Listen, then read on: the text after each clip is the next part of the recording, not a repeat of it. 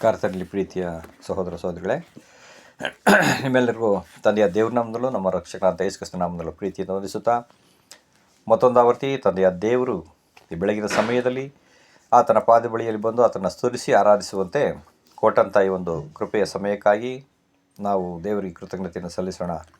ಈ ದಿನದ ಪರಲೋಕವನ್ನು ಧ್ಯಾನ ಮಾಡೋಣ. ಅಕ್ಟೋಬರ್ 22ನೇ ತಾರೀಕು. ನಾನು ಕುಡಿಯಬೇಕಾಗಿರೋ ಪಾತ್ರೆಯಲ್ಲಿ ನೀವು ಕುಡಿಯುವುದು ನಿಮ್ಮಿಂದಾದೀತೆ. ಮತ್ತಾಯ 20:22. ನಮ್ಮ ಕರ್ತನು ನಡೆದಂಥ ಇಕ್ಕಟ್ಟಾದ ಮಾರ್ಗದಲ್ಲಿ ಆತನು ತೋರಿಸಿದ ಧೈರ್ಯವನ್ನು ಮೆಚ್ಚಬಹುದಾಗಿದೆ. ಆತನು ದೇವರ ಚಿತ್ತವನ್ನು ನೆರವೇರಿಸುವುದಕ್ಕಾಗಿ ಯಾವ ಕಾರಣಕ್ಕೂ ಹಿಂದೆಗೆಯದೆ ಮುನ್ನಡೆದಂಥ ಆತನ ಬಲವಾದ ಗುಣಮಟ್ಟ ಶ್ಲಾಘ್ಯವಾಗಿದೆ. ಅಂದರೆ ಇತರರಿಗಾಗಿ ಮತ್ತು ಅವರ ಅಭ್ಯುದಯಕ್ಕಾಗಿ ತನ್ನನ್ನು ತಾನೇ ಸಮರ್ಪಿಸಿಕೊಂಡದ್ದು ಆಗಿದೆ.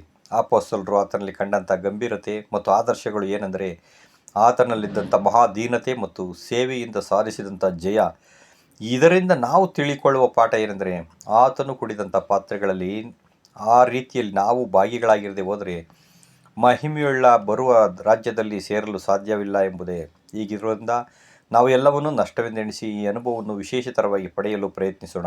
ಈ ಮಾರ್ಗದಲ್ಲಿ ನಮಗೆ ಸಂಭವಿಸುವಂಥ ವಿಪರೀತ ಅನುಭವಗಳಿಗೆ ಹೆದರದೆ, ನಾವು ಎದುರುಗೊಳ್ಳುವ ಪರಿಶೋಧನೆಗಳಿಂದ ವಿಪರೀತವಾದ ಸಂಗತಿ ಸಂಭವಿಸಿತೆಂದು ಯೋಚಿಸದೆ ಮತ್ತು ಆ ಕಾರಣಕ್ಕಾಗಿ ನಾವು ಕರೆಯಲ್ಪಟ್ಟಿದ್ದೇವೆಂದು ತಿಳಿದು ಕರ್ತನೊಂದಿಗೆ ಹಿಂಸಾ ಅನುಭವಗಳನ್ನು ತಾಳಿಕೊಂಡು ನಂತರ ಆತನ ರಾಜ್ಯದಲ್ಲಿ ಸೇರಲು ಪ್ರಯತ್ನಿಸೋಣ. ಪಾತ್ರೆ ಸಾಂಕೇತಿಕವಾಗಿ ಆಶೀರ್ವಾದ ಮತ್ತು ಸಂಕಟಗಳಿಗೆ ಅದು ಹೋಲಿಕೆಯಾಗಿದೆ. ಸರ್ವೇ ಸಾಮಾನ್ಯವಾಗಿ ನಮ್ಮ ಕರ್ತನ ಪಾತ್ರೆಯು ಯೂರ್ದನ್ ನದಿಯಿಂದ ಹಿಡಿದು ಕಲ್ವಾರಿಯವರೆಗೆ ಆತನು ಅನುಭವಿಸಿದ ಬಾಧೆಗಳನ್ನು ಒಳಗೊಂಡಿದೆ. ಈ ಪಾತ್ರೆಯ ಪರಮಾವಧಿಯ ವಿಷಯವೇನೆಂದರೆ, ನಮ್ಮ ಕರ್ತನಿಗಾದಂಥ ಅವಮಾನ, ನಿಷ್ಕಾರಣವಾಗಿ ಹೊರಿಸಲ್ಪಟ್ಟ ದೇವದೂಷಣೆ, ನ್ಯಾಯ ರಕ್ಷಣೆಯಿಂದ ಬಹಿಷ್ಕೃತನಾಗಿ ದೇವದೂಷಕ ಮಾಡಿದವನು ಎಂಬ ತಿರಸ್ಕಾರಕ್ಕೆ ಒಳಗಾಗಿ ದಂಗೆಕೋರ ಎಂಬ ನಾಮಾಂಕಿತವನ್ನೂ ಪಡೆದಿದ್ದೆ. ಹೀಗಿರುವಲ್ಲಿ ನಾವು ಆತನವರಾಗಿದ್ದರೆ ಈ ಎಲ್ಲ ಅನುಭವಗಳಿಗೆ ಸಾದೃಶ್ಯವಾಗಿ ನಾವು ಅನುಭವಿಸಬೇಕಾಗುತ್ತೆ. ನಾವಾಗಿ ಈ ರೀತಿ ವರ್ತಿಸಲು ಸಾಧ್ಯವಿಲ್ಲ. ಆದರೆ ಅದಕ್ಕೆ ಬದಲಾಗಿ ನಮಗೆ ಅನುಗ್ರಹಿಸಲ್ಪಟ್ಟ ಪವಿತ್ರಾತ್ಮವನ್ನು ಪ್ರಾಮಾಣಿಕವಾಗಿ ಉಪಯೋಗಿಸಿ, ಜೊತೆಗೆ ದೇವರ ವಾಕ್ಯಗಳಿಂದ ಮತ್ತು ದೇವರ ನಡೆಸುವಿಕೆಯಿಂದ ನಾವು ಸಿದ್ಧರಾಗಿ ನಂಬಿಕೆ, ನಿರೀಕ್ಷೆ, ಪ್ರೀತಿ ಮತ್ತು ವಿಧೇಯತ್ವಗಳಿಂದಲ್ಲದೆ ನಮ್ಮ ಸ್ವಂತ ಇಚ್ಛೆಯಿಂದ ಆ ಪಾತ್ರೆಯಲ್ಲಿ ಕುಡಿಯಲು ನಾವು ಸಮರ್ಥರಾಗ್ತೇವೆ. ಕರ್ತನಲ್ಲಿ ಪ್ರೀತಿಯ ಸಹೋದರ ಸಹೋದರಿಗಳೇ, ಈ ಒಂದು ಯಾವ ಸಂದರ್ಭದಲ್ಲಿ ಈ ಮಾತು ಹೇಳ್ತು, ಈ ಮಾತಿನ ಅರ್ಥಗಳೇನು ನಾವು ತಿಳಿದುಕೊಳ್ಳುವಂಥದ್ದು ನಮ್ಮ ಕರ್ತವ್ಯವಾಗಿದೆ. ಈ ಮಾತನ್ನು ನಮ್ಮ ರಕ್ಷಕರಾದಂಥ ಯೇಸು ಕ್ರಿಸ್ತರು ಯಾವ ಸಂದರ್ಭದಲ್ಲಿ ಹೇಳಿದರೆಂದರೆ, ಮತ್ತಾಯ 20:22 ಜೆಬೆದಾಯನ ಮಕ್ಕಳ ತಾಯಿ ಬಂದು ಆತನ ಪಾದಗಳಿಗೆ ಅಡ್ಡ ಬಿದ್ದಂಥ ಸಂದರ್ಭದಲ್ಲಿ ನಮ್ಮ ಕರ್ತನು, ತಾಯಿ ನಿನಗೆ ಏನು ಬೇಕು ಕೇಳು ಎಂಬುದಾಗಿ ಹೇಳುವಾಗ ಆಕೆ ಹೇಳ್ತಾಳೆ, ನಾನು ಇಬ್ಬರು ಮಕ್ಕಳನ್ನು, ಒಬ್ಬನನ್ನು ಎಡಗಡೆ ಒಬ್ಬನ ಬಲಗಡೆ ನಿಲ್ಲಿಸುವಂತೆ ನಿನ್ನ ರಾಜ್ಯದಲ್ಲಿ ನನಗೆ ಆಶ್ವಾಸನೆಯನ್ನು ಕೊಡು ಎಂಬುದಾಗಿ. ಅದಕ್ಕೆ ನಮ್ಮ ರಕ್ಷಕರು ಹೇಳಿದಂಥ ಮಾತು, ನಾನು ಕುಡಿಯುವ ಪಾತ್ರೆಯಲ್ಲಿ ನೀವು ಕುಡಿಯೋಕ್ಕಾಗುತ್ತಾ ಕೇಳ್ತಾರೆ. ಹಾಗಾದರೆ ಏನು ಈ ಮಾತಿನ ಅರ್ಥ?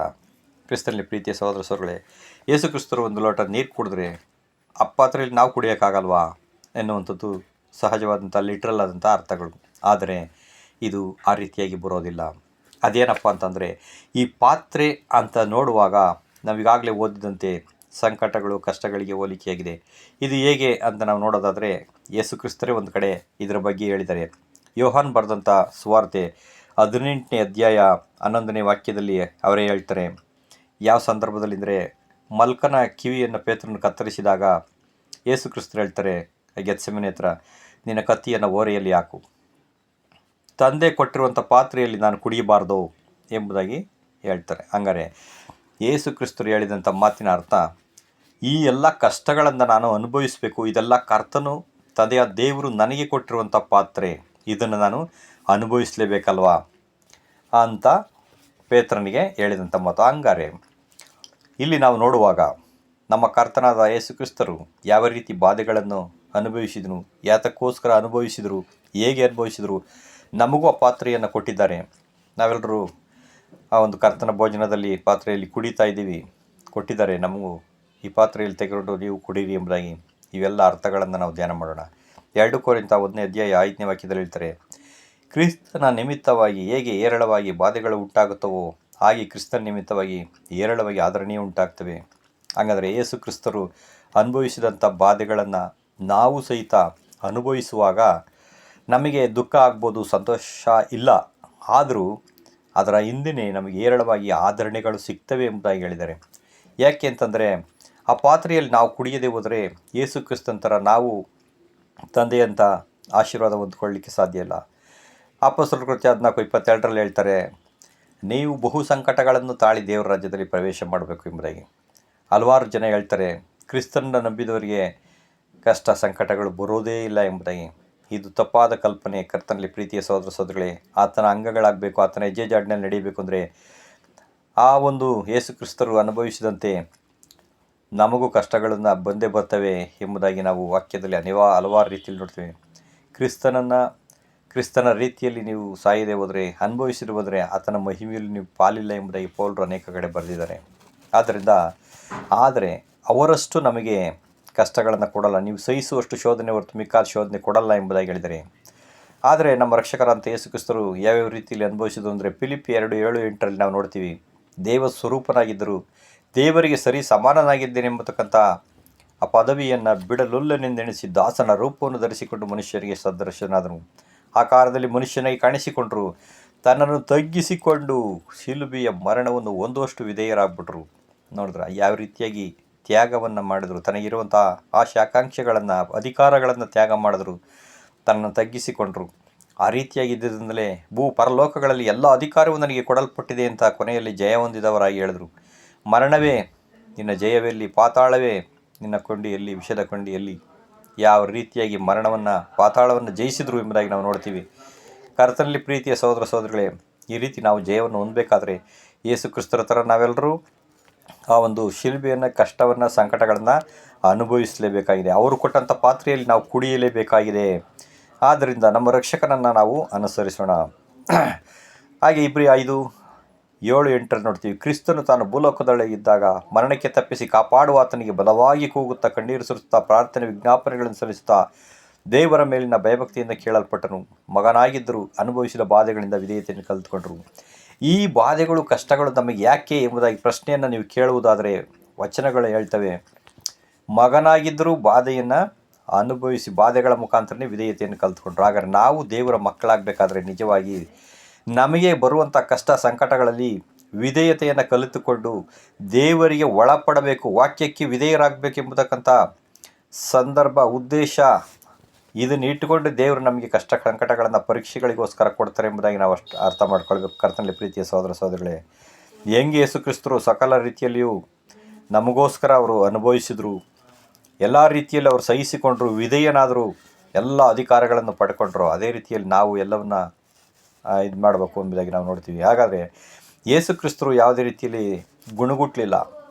ಆ ಪಾತ್ರೆಯಲ್ಲಿ ಕುಡಿಯುವುದು ತುಂಬ ಕಷ್ಟಕರವಾಗಿತ್ತು. ಆಗ ಅಂದರೆ ಅರ್ಥ ಅನುಭವಿಸುವಂಥದ್ದು ಶಿಲುಬೆಯ ಮರಣ ತುಂಬ ಕಷ್ಟ. ಆದರೆ ನಮ್ಮ ರಕ್ಷಕರು ಸಂತೋಷದಿಂದ, ಪ್ರೀತಿಯಿಂದ ಅನುಭವಿಸೋದು. ಅದೇ ರೀತಿಯಲ್ಲಿ ನಾವು ಹೆಂಗೆ ಕುಡಿಬೇಕು ಅಂತಂದರೆ ಸಂತೋಷದಿಂದ, ಇದು ದೇವರು ನನಗೆ ಕೊಟ್ಟಿರುವಂಥ ಪಾತ್ರೆ ಎಂಬುದಾಗಿ ನಾವು ಪ್ರೀತಿಯಿಂದ ಅದರಲ್ಲಿರುವುದೆಲ್ಲ ಕುಡಿದು ಮುಗಿಸಿದರೆ ಮಾತ್ರ ನಮಗೆ ಆತನ ರಾಜ್ಯದಲ್ಲಿ, ಆತನ ದೇಹದಲ್ಲಿ ಅಂಗವಾಗಬೇಕು, ಆತನಿಗೆ ಮಕ್ಕಳಾಗಲಿಕ್ಕೆ ಸಾಧ್ಯ ಆಗ್ತದೆ, ದೇವರ ರಾಜ್ಯದಲ್ಲಿ ಪ್ರವೇಶ ಮಾಡಲಿಕ್ಕೆ ಯೋಗ್ಯತೆ ಸಿಗುತ್ತೆ ನಮಗೆ. ಕರ್ತನಲ್ಲಿ ಪ್ರೀತಿಯ ಸಹೋದರ ಸಹೋದರಿಗಳೇ, ಆದರೆ ಇಬ್ರಿ 12:2-3 ಹೇಳ್ತಾರೆ, ತನ್ನ ಮುಂದೆ ಇಟ್ಟಿದ್ದ ಸಂತೋಷಕ್ಕೋಸ್ಕರ ಅವಮಾನವನ್ನು ಅಲಕ್ಷ್ಯ ಮಾಡಿದರು ಎಂಬುದಾಗಿ. ಯೇಸು ಕ್ರಿಸ್ತರ ಮುಂದೆ ಇಟ್ಟಿದ್ದಂಥ ಸಂತೋಷ, ಸಕಲ ಮಾನವ ಕುಲವನ್ನು ನಾನು ಮತ್ತೆ ಎಬ್ಬರಿಸ್ತೀನಿ, ಮರಣದಿಂದ ಬಿಡುಗಡೆ ಮಾಡ್ತೀನಿ ಎಂಬುದಾಗಿ ತನ್ನ ಮಕ್ಕಳನ್ನು ನೋಡುವಂಥ ಸಂತೋಷ, ಸಂಭ್ರಮಕ್ಕೋಸ್ಕರ ಎಲ್ಲವನ್ನ ಸಹಿಸಿಕೊಂಡ್ರು. ಒಂದು ದಿನ ಏನು ಮಾಡ್ತೀರಾ ಮಾಡಿರಿ, ಚುಚ್ಚುತ್ತೀರಾ, ಉಗಿತೀರಾ, ಗಡ್ಡ ಕೇಳ್ತೀರಾ, ಶಿಲುಬೆಯಲ್ಲಿ ಮುಳ್ಳಿನ ಕಿರೀಟ ಇಡ್ತೀರಾ, ಪಕ್ಕೆಯಲ್ಲಿ ತಿವಿತೀರಾ, ಏನು ಬೇಕಾದ್ರೂ ಮಾಡಿರಿ ಅಂತೇಳಿ ಎಲ್ಲವನ್ನು ಸಹಿಸಿಕೊಂಡ್ರು. ಕರ್ತನಲ್ಲಿ ಪ್ರೀತಿಯ ಸಹೋದರ ಸಹೋದರಿಗಳೇ, ಸಂತೋಷದಿಂದ ಪಾತ್ರೆಯನ್ನು ಕುಡಿದು ಮುಗಿಸಿದ್ರು ಎಂಬುದಾಗಿ ನಾವು ನೋಡ್ತೀವಿ. ಈ ಭಾವನೆ, ಈ ಒಂದು ಮನಸ್ಥಿತಿ ನಮಗಿದ್ದರೆ ಮಾತ್ರ ನಾವು ಲೋಕಕ್ಕೋಸ್ಕರ, ಲೋಕದ ಜನಗಳಿಗೋಸ್ಕರ ಉಳಿದಿರುವಂಥ ಆ ಒಂದು ಪಾತ್ರೆಯಲ್ಲಿ ನಾವು ಕುಡಿದು ಆತನಿಗೆ ಸದೃಶರಾದ ಮರಣವನ್ನು ಅನುಭವಿಸಬೇಕಾಗುತ್ತೆ ಅಂತ ಹೇಳಿ ನೋಡ್ತೀವಿ. ಇಲ್ಲಿ ಯೇಸು ಯಾವ ರೀತಿಯಲ್ಲಿ ಅನುಭವಿಸಿದ್ರು ಅನ್ನೋಂಥದ್ದು ಮುಖ್ಯ, ಯಾವ ಮನಸ್ಥಿತಿಯಲ್ಲಿ ಇದ್ದರು ಅನ್ನೋಂಥದ್ದು ಮುಖ್ಯ. ಆ ಮನಸ್ಥಿತಿ ನಮಗಿದೆಯಾ ಇವತ್ತು? ಅದೇ ರೀತಿಯಲ್ಲಿ ನಾವು ಇದ್ದೀವ? ಅನೇಕ ರೀತಿಯಲ್ಲಿ ನಾವು ನೋಡಬಹುದು. ಯಾಕೆಂದರೆ ಇಬ್ರಿಯ 12ನೇ ಅಧ್ಯಾಯದಲ್ಲಿ ನಾವು ನೋಡ್ತೀವಿ, ಮಕ್ಕಳಿಗೆ ಆಗ್ತಲೇ ಇರುವಂಥ ಶಿಕ್ಷೆ ನಿಮಗೆ ಉಂಟಾಗದೇ ಇದ್ದರೆ ನೀವು ದೇವಪುತ್ರರಲ್ಲ, ನೀವು ಅದರಿಗೆ ಹುಟ್ಟಿದವರು. ಆದ್ದರಿಂದ ನಿಮಗೆ ಶಿಕ್ಷಣೆ ಆಗುತ್ತದೆ ಎಂದು ತಿಳಿದುಕೊಂಡು ಅದನ್ನು ನೀವು ಶಿಕ್ಷೆಯನ್ನು ಸಹಿಸಿಕೊಳ್ಳ್ರಿ.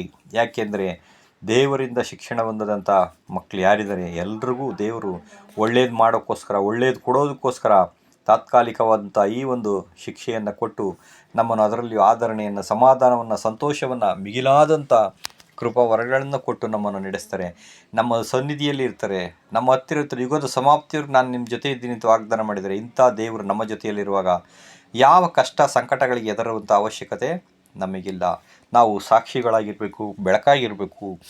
ಆದರೆ ನಾವು ಯಾವ ರೀತಿಯಲ್ಲಿ ಕಷ್ಟಗಳನ್ನು ಸಹಿಸಿಕೊಂಡು ಆ ಕಷ್ಟಗಳಲ್ಲಿ ಸಂತೋಷ ಪಡ್ತೀವಿ ಎಂಬುದಾಗಿ ಲೋಕದ ಜನಗಳು ನೋಡುವಾಗ ಅದು ನಮಗೆ ಸಾಕ್ಷಿಯ ಜೀವಿತವಾಗುತ್ತೆ ಕರ್ತನಲ್ಲಿ ಪ್ರೀತಿಯ ಸಹೋದರ ಸಹೋದರಿಗಳೇ. ಆದರೆ ಕೆಲವರು ಹೇಳ್ತಾರೆ ಈ ಕ್ರಿಶ್ಚಿಯನ್ಗೆ ಅಥವಾ ದೇವರ ಮಕ್ಕಳಿಗೆ ಕಷ್ಟಗಳು ಬಂದುಬಿಟ್ರೆ ಲೋಕದವರು ಸತ್ಯಕ್ಕೆ ಬರಲ್ಲ, ಯಾಕೆ ಅಂತಂದರೆ ಹೆದರ್ಕೊಳ್ತಾರೆ ಅಂತ. ಆದರೆ ಇದೆಲ್ಲ ಸುಳ್ಳು. ನಾವು ಪ್ರತಿ ಹುಟ್ಟಿದಂಥ ಮನುಷ್ಯನಿಗೂ ಕಷ್ಟ ಸಂಕಟಗಳಿರ್ತವೆ. ಯಾವ ಧರ್ಮ ಆಗ್ಬೋದು, ಯಾವ ಜಾತಿ ಆಗ್ಬೋದು, ಯಾವ ಜನ ಆಗ್ಬೋದು, ಪ್ರತಿಯೊಬ್ಬರಿಗೂ ಇದ್ದೇ ಇರ್ತವೆ. ಆದರೆ ಆ ಕಷ್ಟಗಳನ್ನು ನಮ್ಮ ಹಿತಕ್ಕೋಸ್ಕರ ಕೊಡ್ತಾರೆ, ನಮ್ಮ ಪರೀಕ್ಷೆ ಕೊಡ್ತಾರೆ ಎಂಬುದಾಗಿ ಇವೆಲ್ಲವನ್ನು ನಾವು ಯೋಚನೆ ಮಾಡುವಾಗ ತುಂಬ ಸಂತೋಷವಾಗುತ್ತೆ. ಆ ಕಷ್ಟಗಳ ಮಧ್ಯದಲ್ಲಿ ಲೋಕದ ಜನಗಳಂತೆ ನಮ್ಮನ್ನು ಕೈ ಬಿಡುವುದಿಲ್ಲ ನಮ್ಮ ರಕ್ಷಕರು. ನಮ್ಮ ಹತ್ತಿರವಿದ್ದು ನಮ್ಮನ್ನು ಸಂತೈಸಿ ತಾಯಿಯಂತೆ ನಮ್ಮನ್ನು ಅಪ್ಪಿಕೊಂಡು ನಮ್ಮನ್ನು ಆದರಣೆಯನ್ನು ಕೊಟ್ಟು ಅದರಲ್ಲಿ ಅನೇಕ ಪಾಠಗಳನ್ನು ನಮಗೆ ಕಲಿಸಿ ಒಳ್ಳೆಯ ಮಕ್ಕಳನ್ನಾಗಿ ಈ ಲೋಕದಲ್ಲಿ ನ್ಯಾಯಾಧಿಪತಿಗಳು ರಾಜರನ್ನಾಗಿ ಮುಂದೆ ಅರಸರನ್ನಾಗಿ ನಮಗೆ ಸಿದ್ಧ ಮಾಡುವುದಕ್ಕೋಸ್ಕರ ಈ ಒಂದು ಕಾರ್ಯಗಳನ್ನು ಮಾಡ್ತಾ ಇದ್ದರೆ ಎಂಬುದಾಗಿ ಇವೆಲ್ಲವನ್ನು ತಿಳಿದಾಗ ಕಷ್ಟಗಳು ನಮಗೆ ಹಗುರವಾಗಿ ಕಾಳುತ್ತವೆ. ಕರ್ತನಲ್ಲಿ ಪ್ರೀತಿಯ ಸಹೋದರ ಸಹೋದರಿಗಳೇ, ಇಂಥ ಒಂದು ಮನ್ನವನ್ನು ಈ ದಿನ ತಂದೆಯ ದೇವರು ನಮಗೆ ಕೊಟ್ಟಿದ್ದಕ್ಕಾಗಿ ತಂದೆಯ ದೇವರಿಗೂ ಯೇಸು ಕ್ರಿಸ್ತರಿಗೆ ನಾವು ಕೃತಜ್ಞತೆಯನ್ನು ಸಲ್ಲಿಸೋಣ. ಇಂಥ ಒಂದು ಪಾಠಗಳನ್ನು ಪ್ರತಿದಿನವೂ ಮಾಡುವಂತೆ ಪವಿತ್ರಾತ್ಮನು ನಮ್ಮನ್ನು ನಡೆಸಿ ಕಾಯ್ದು ಕಾಪಾಡಲಿ. ನಮಗೋಸ್ಕರ ಪ್ರಾರ್ಥನೆ ಮಾಡಿರಿ. ಮತ್ತು ಈ ಒಂದು ಪಾಠಗಳನ್ನು ನೀವು ಕೇಳಿ ಲೈಕ್ ಮಾಡಿ ಮತ್ತು ಶೇರ್ ಮಾಡಿ. ಇದನ್ನು ಇತರರಿಗೂ ಹಂಚಿಕೊಂಡು ದೇವರ ಜ್ಞಾನವನ್ನು, ದೇವರ ತಿಳುವಳಿಕೆಯನ್ನು ಎಲ್ಲರಿಗೂ ಕೊಟ್ಟು ದೇವರ ಆಶೀರ್ವಾದಕ್ಕೆ ಎಲ್ಲರೂ ಪಾತ್ರರಾಗಬೇಕೆಂಬುದಾಗಿ ಈ ಮೂಲಕ ಕೇಳ್ಕೊಳ್ತೀನಿ. Thank you brothers.